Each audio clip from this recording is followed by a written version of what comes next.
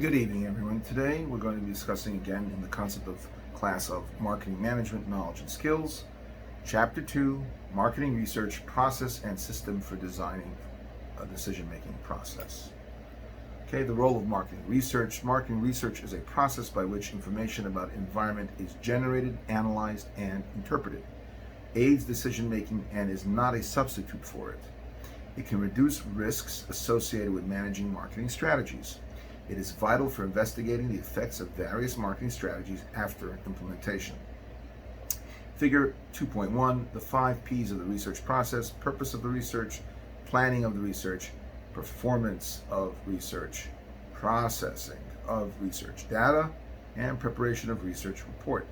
Purpose of the research. First step in the research process is to determine explicitly why the research is needed and what is to be accomplished. Purpose of the research continued. Next, managers and researchers agree on current situation involving the problem to be researched, nature of the problem, specific questions the research is designed to investigate. Plan of the research. Research plan spells out the nature of the research to be conducted, includes an explanation of sample design, measures and analysis techniques to be used. Critical issues are whether primary or secondary data are needed, qualitative or quantitative data are needed, and company will conduct its own research or contract with a marketing research specialist. Now, we mentioned primary and secondary. Let's discuss what they are. Primary data collected specifically for the research problem under investigation. Secondary data, previously collected data that could be used for the problem at hand. Now, the difference is the primary data is more specific and much more expensive to get, and in many cases very, very helpful. Secondary data is very important as well, much cheaper because it exists already and can be very helpful in the research process. Qualitative research, it involves face-to-face interviews such as focus groups or one-on-ones, with respondents designed to develop a better understanding of what they think and feel concerning a research topic. Focus groups, as I mentioned before, involves discussions amongst a small number of consumers led by an interviewer and are designed to generate insights and ideas about products and brands.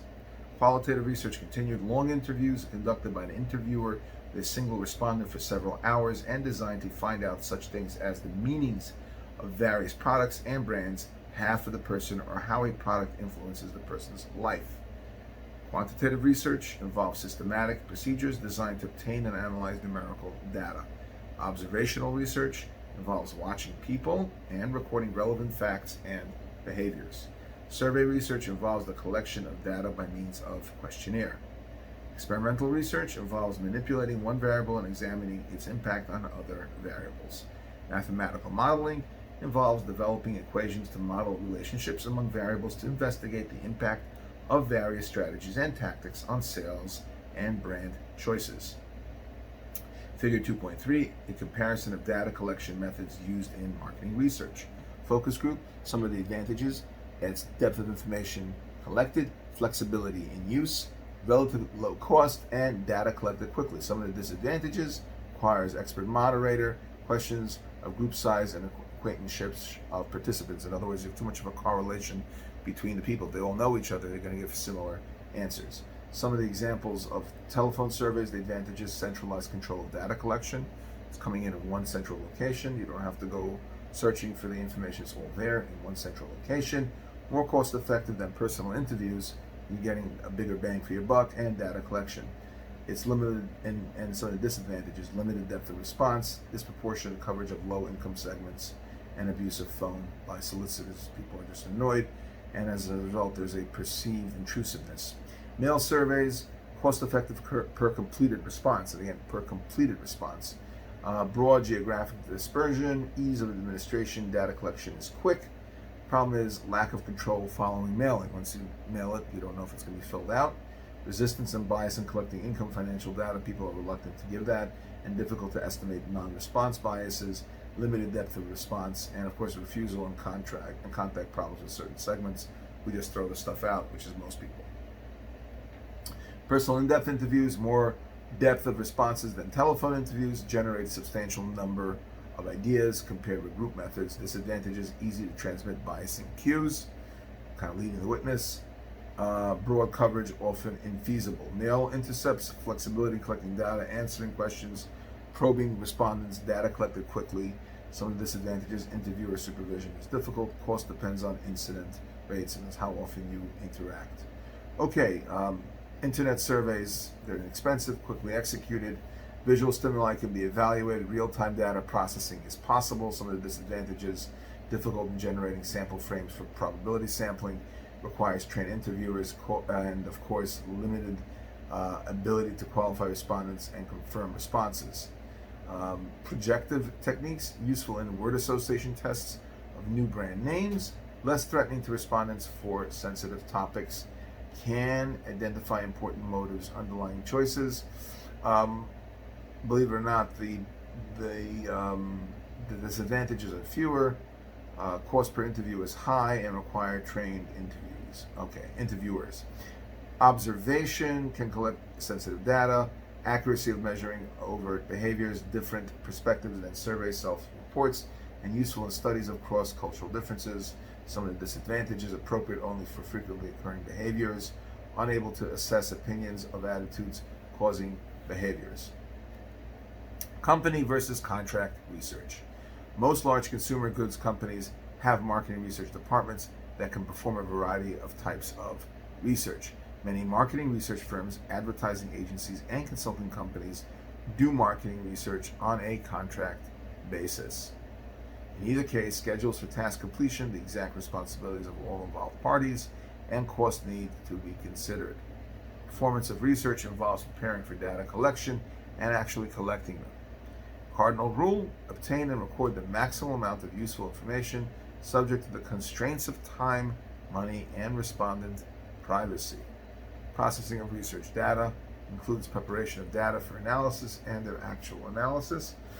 Preparations include such things as editing and structuring data and coding them for analysis. Appropriate analysis techniques for collecting data depend on the nature of the research question and the design of the research. Critical part of the stage is interpreting and assessing the research results. Preparation of research report. Research report is a complete statement of everything done in the research project. Includes a write-up of each of the previous stages as well as the strategic recommendations from the research. It should be clear and unambiguous with respect to what was done and what recommendations are made. Limitations of the research process. Test marketing. The major goal is to measure new product sales on a limited basis where competitive retaliation and other factors are allowed to operate freely. Limitations of the research process. Problems that could invalidate test marketing study results. Test market areas are not representative of market. Sample size and design are incorrectly formulated. Limitations of the research process continued. Pre-test measurements of competitive brand sales are not made or are inaccurate. Test scores do not give complete support to the study.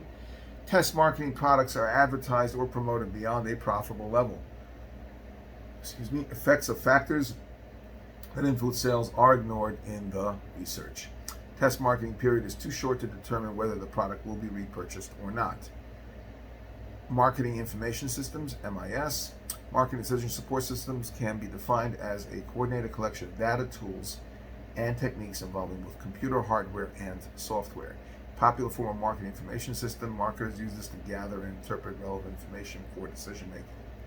Require 3 types of software: database management software for sorting and retrieving data from internal and external sources, model-based management software that contains routines for manipulating data, dialogue system that permits marketers to explore databases and use models to produce information. Marketing decision support systems are designed to handle information from both internal and external sources. Internal information includes such things as sales, records, inventory data, or expenditure data. External information concerns changes in environment that can influence marketing strategies. Thank you for joining and have a great evening.